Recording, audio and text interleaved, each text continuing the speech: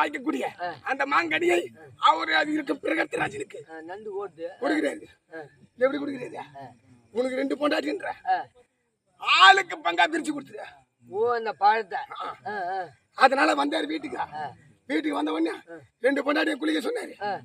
குளிக்க சொன்னாருன்னா என்ன அர்த்தம்? நீராட சொன்னாரு. நீராட சொன்னாரு. ஸ்நானபானம் செய்ய சொன்னாரு. 2 பேருக்கு சரி பங்கா வெட்டி கொடுத்துரு. பட்டை கொடுவா. பட்டை கொடுவா. எழுதி வச்சான். போய் எழுதி வச்சான். அவன் பொட்டை எழுதி வச்சான். சரி எது வெட்டி ஊத்தி ஆகி வெட்டான் சொல்லு. ஆளுக்கு பிளவாகத்தானே உன்னுகின்ற காலத்துல 9 மாதங்கள் கழித்து 10வது மாதத்துல கற்பிணி பொற்பிணி என்று சொல்லக்கூடிய மங்கையர்கள். கருப்பணி வேலை பண்ணியா? கற்பிணி பொற்பிணி. கருப்பணி பொற்பிணியா? என்கிட்ட எடக்கா பேச. நீ விளக்கமா சொல்லு. 3ன்ற 3 காலை சாப்பாடு 10 மணி ஆகும். பரவாயில்லையா? வரையப்பா நீ யாருன்னா அதுக்குள்ள துண்டு வந்துடும். அப்பேற்பட்ட நிலையில கற்பிணி பொற்பிணி 2 மங்கையர்களும் 9 மாதங்கள் கழித்து 10வது மாதத்துல கற்பை வேதனை பட்டு ஆளுக்கு ஒரு புள்ளி பெற்ற.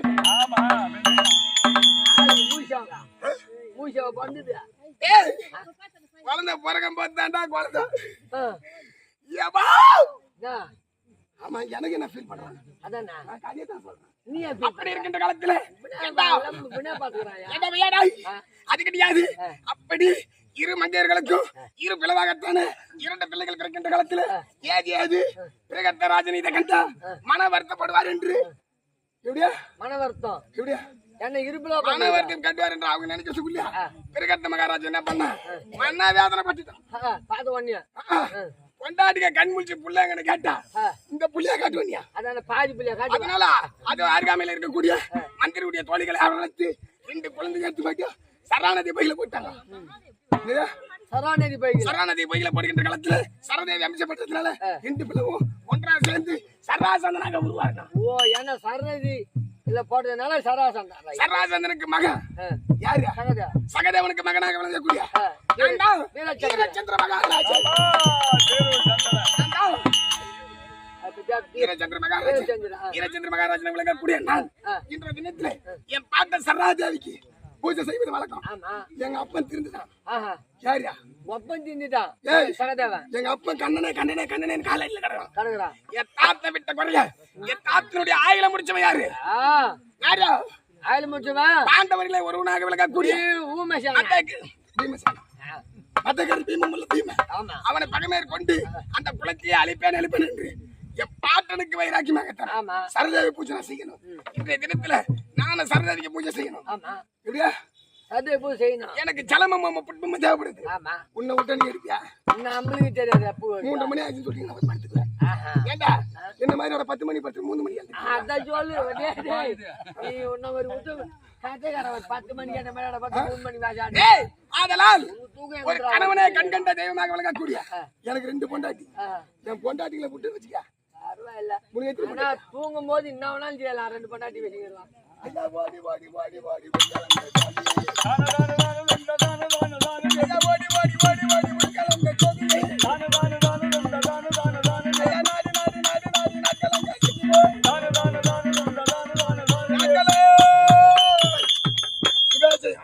நாட்டுக்கு நாடு நன்னாடுக்கு பொன்னாடாக விளங்கக்கூடிய கிலாபகம் என்று சொல்ல முடியாத புண்ணிய ஸ்தலத்திலே வாசமாக விளங்கக்கூடிய ஆரூர் ஐயா இறந்து ஓராண்டு கழித்து நேற்றைய தினத்திலே புண்ணிய ஸ்தலம் என்று சொல்ல முடியாது.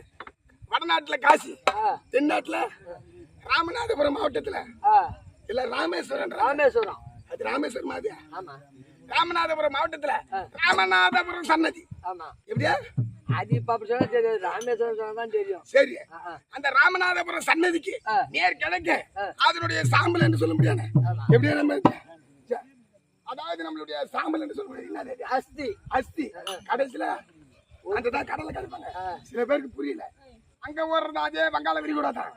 எங்க ஊர்ல ஓடுறது அதே வங்காள விரிகுடா. அது தாண்டா கோயத்து போட்டீங்க. அதுக்குள்ள அது மீன் பிடிச்சிட்டு எல்லாருமே வந்து 7 மணி வரைக்கும் தூங்கி 7 மணி வரைக்கும் தூங்கி 8 மணிக்கு குளிச்சு 9 மணிக்கு பஸ் ஏறி 10 மணிக்கு டூட்டில போவோம்.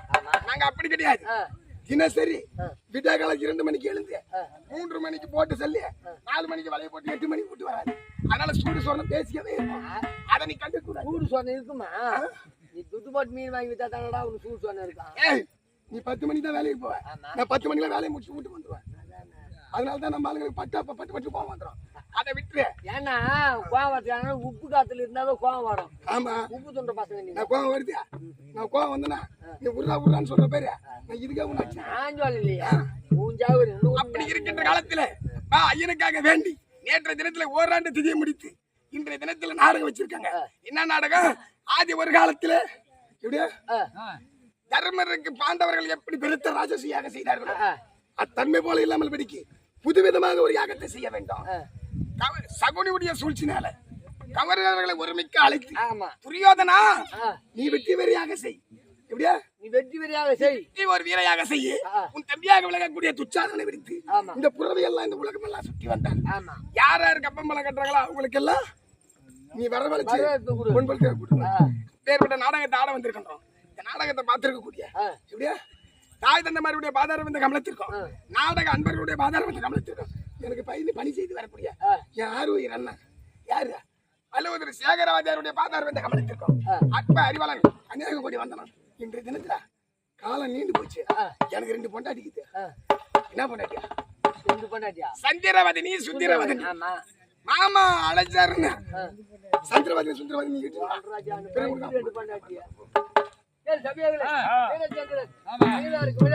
சந்திரவதனி அழிக்க சந்திரவதனி தருவார்.